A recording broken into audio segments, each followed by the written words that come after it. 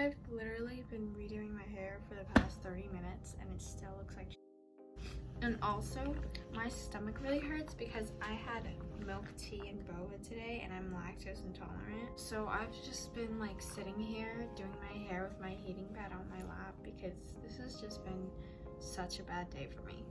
This is a great start to the video, by the way.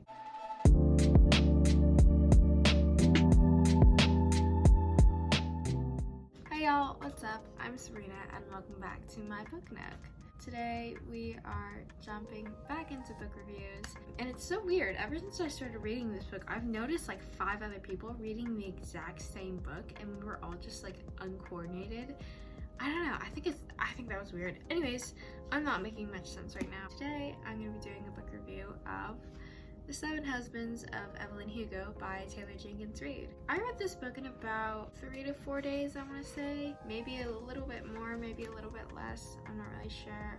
And, you know, I've had some time to think about it, ponder it a little bit. I'm really excited for this review, although I'm worried that this review is going to be like half an hour long because I just have so many things to say and I'm running out of storage to film, so that's a little bit worrying. So before I start the book review, I just want to break down how my book reviews work. My book reviews are broken down into 4 parts.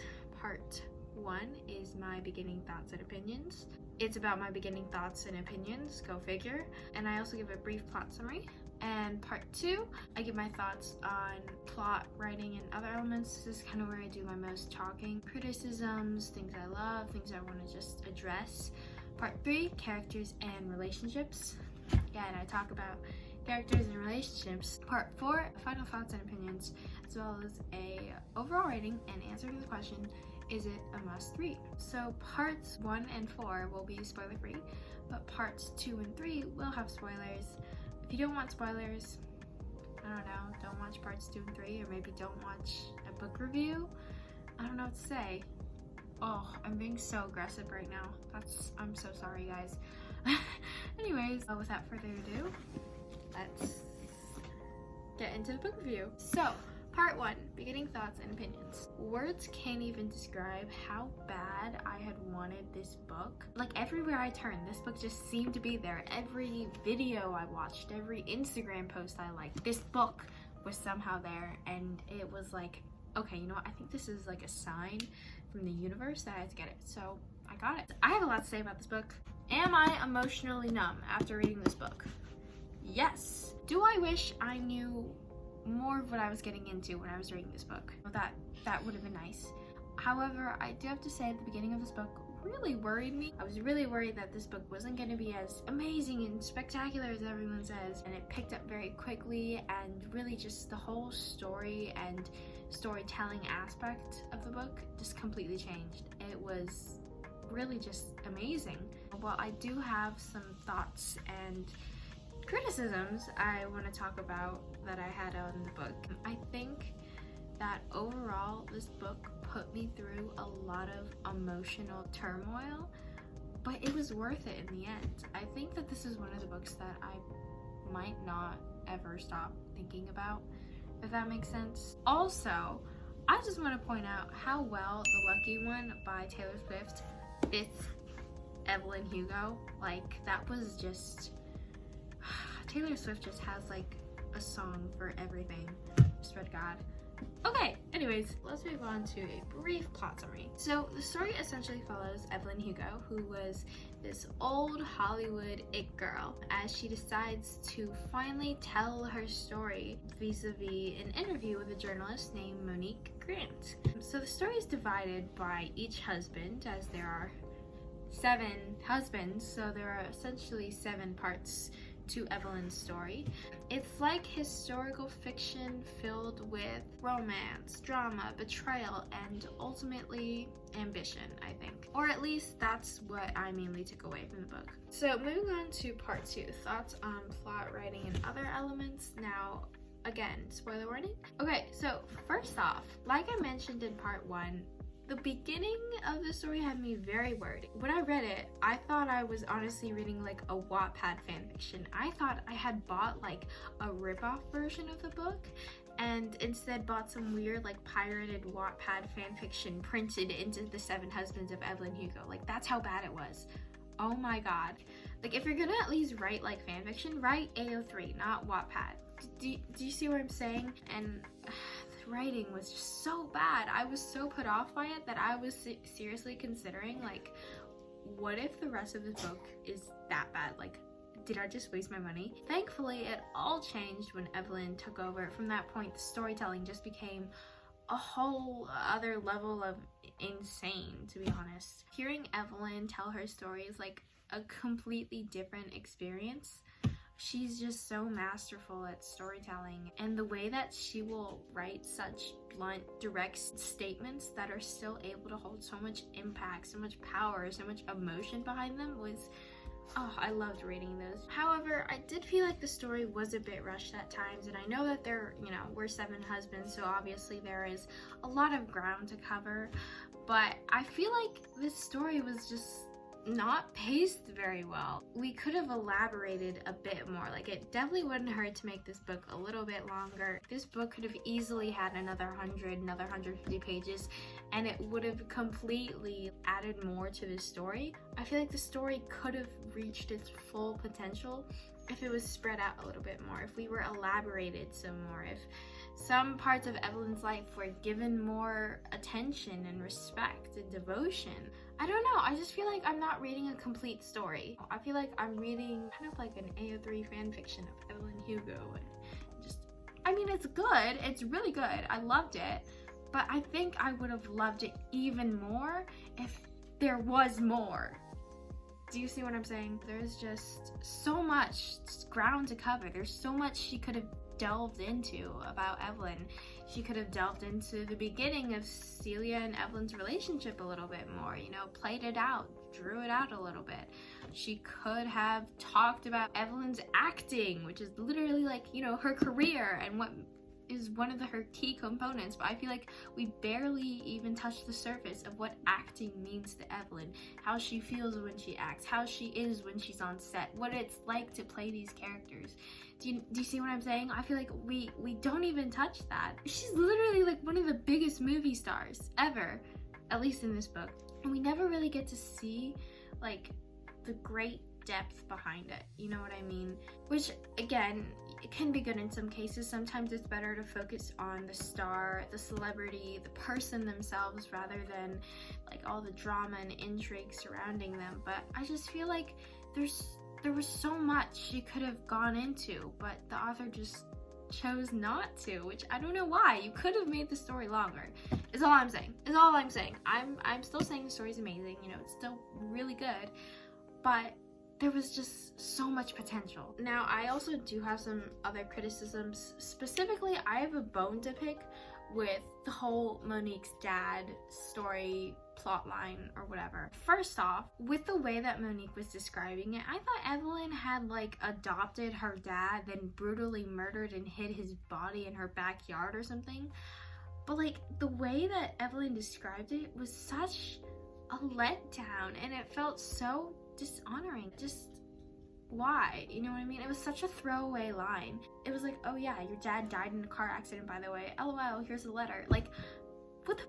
You've been building up to this big reveal, and then you just throw away her dad's story in a couple lines. I don't understand that. Again, so much wasted potential. And the fact that Monique's dad and his character and his story, again, had so much potential and really just interesting stuff within it, it was just, it was really disheartening to see the author just sort of disregard that as sort of like a shock factor, you know what I mean? It's like, oh yeah, your dad, by the way, my best friend, he killed him in a car accident.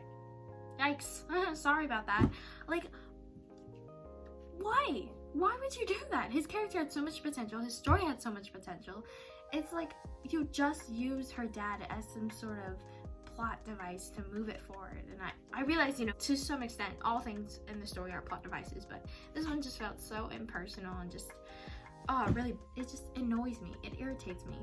And another really big bone I had to pick with the story is I don't know how to feel, or at least I don't really feel comfortable with the way Evelyn portrays her body in this book.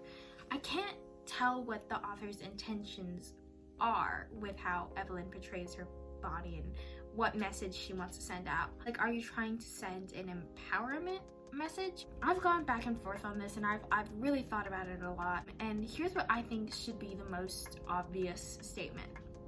The way Evelyn uses her body is not empowerment, okay? I feel like that should be borderline, very obvious statement. And when I say using her body, I mean letting others use her body as an object, as a commodity. And it is not empowering to promote this idea that Evelyn's body is something for other people to use. It is a tool, it is an object. I feel like that should be pretty obvious how that's not an empowering idea. And now this is where it comes into a bit of a tricky subject, because I'm in no way saying that women can't own their body. They can't decide what they want to do with that. I'm in no way saying that, okay? Obviously not. I fully support women using their own bodies, right? However, I don't think we should be viewing Evelyn's story with her body in a positive light.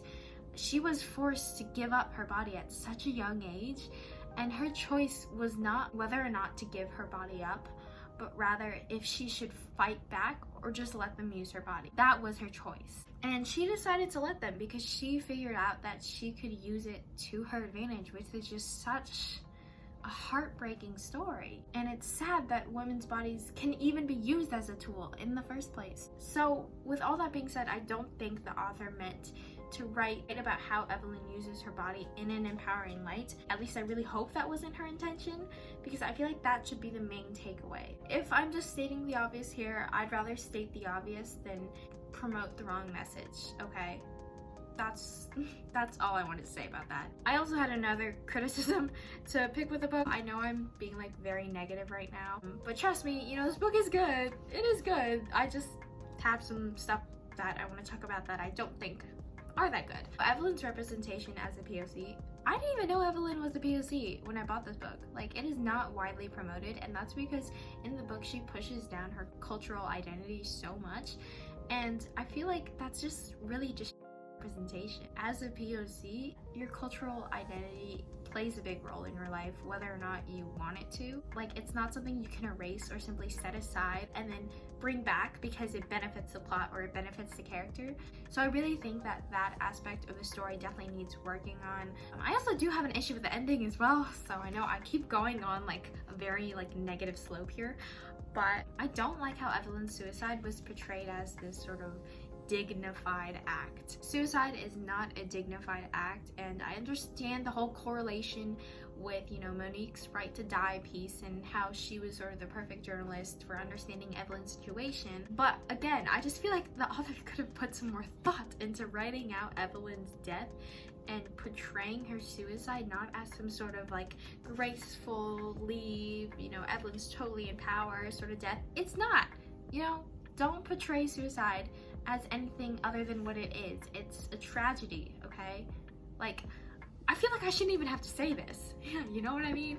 Maybe it's obvious, you know, maybe I'm interpreting the wrong way, but again, I feel like I have to state the obvious because I don't want any, like, confusion, okay? Okay, so that was a really long part. Wow. So moving on to part 3, characters and relationships. Okay, so let's start off with Evelyn. Now again, I know I've been talking about a lot of negatives and what I found wrong with the book, but I think the most interesting and actually like good part about this book was Evelyn herself. She was just, oh my god, not only was Evelyn herself like the character an amazing thing to read about, but again, her storytelling and her way with words, mwah. Do I like Evelyn? Yes. Do I want to strangle her? Also yes. We have a bit of a complicated relationship. But, you know, at the end of the day, I love her so much. And it's because I think her character is really just so great and just fleshed out. And it's realistic, okay? It's realistic in some senses. In some senses, it's realistic. You're really just reading about a girl who knows what she wants. She knows how to get it, and she does. You know, it's a story about a girl with ambition. Evelyn was just such an intriguing character to read. And also, I do want to say, I actually do love how bisexuality was portrayed in this book. Evelyn clearly states, you know, I'm bisexual throughout the book several times. Don't erase that part of herself that still loves men, because a lot of people like to say, you know, it's one or the other, you can't have both. Okay, well, shut up. Moving on to Celia. Oh my god, when I tell y'all I cried like a baby during Celia and Evelyn's private wedding ceremony, just tears. And then her death scene, oh my god, full on like snot nose, like, you know what I mean? They're literally just so perfect together. And I love their type of relationship where it's like, you're the only one for me, and I know that you're gonna be the love of my life, and there's really just nobody else for me. I love that line where Evelyn goes, you know, she's talking about her lovers, and she goes, there's two types of lovers, Celia and not Celia. Like, I love them so much. I love that Evelyn is still able to acknowledge Celia's faults and what's wrong with her, but she still loves her despite of all that. However, I do wish Celia and Evelyn's relationship in the beginning was, again, more drawn out, more slow burn. I would have preferred a little bit more enemies to lovers or rivals to lovers, because there was a potential there. Like, there was so much potential. Just went wasted. So moving on to Harry, love him. Best character in the book, favorite character in the book. Although I still don't know how I feel about his death, specifically how I feel about him drunk driving and killing Monique's dad. Like, that felt a little bit out of character to me, but also I don't know if I can forgive him for that. Also, I love him so much. So moving on to Monique, while I hated her POVs in the book, I think that her character itself had so much potential, but the writing just did her absolutely dirty. It just was absolutely, like, once again, her character was wasted. And what I find really interesting is that Monique is biracial, so it's like, I'm a little concerned that the author keeps doing the POC in this book a little bit dirty with the writing. Like, girl, come on, work on it. Work on it. You know, I understand trying, but work on it. You gotta give these characters room to breathe, to grow, to actually be characters. I don't know, maybe I'm being too negative today. So moving on to part 4, final thoughts and opinions. I just have so much I wanted to say about this book that it's kind of insane. So overall, I love the storytelling, I love the characters and the relationships, and just sort of like the complexities behind each characters, their motivations, how they were written, how the overall story was written, although not the beginning. And I think the key points and highlights of everything was that Evelyn was such an absolute thrill to read. Her and Celia's relationship was just so well written, and just, it was so good. However, I did have a lot of issues with how this book portrayed a lot of things, specifically the POC rep, the way Evelyn portrays her body, one of the subplot lines, the whole ending, just a lot of issues, okay? But overall, I think that this book was just such a solid, great book. Like, there's no other way to describe it. It's a great book. So overall, I rated it a 4.7 out of 5 stars. Because again, I'm a generous reviewer, and it's been so long since I've read a book that's able to just solidify itself in my mind as a great book that I don't know. I'm not making much sense right now. So, is it a must read? Yes. However, if you do decide to read this book, please be critical of the problems within it and try to think critically, okay? Use common sense. That's all I wanted to talk about. If you like this video, please give it a thumbs up. If you didn't, don't. I hated it, give it a thumbs down. Again, thank you so much for watching, and I'll see you next time. Bye!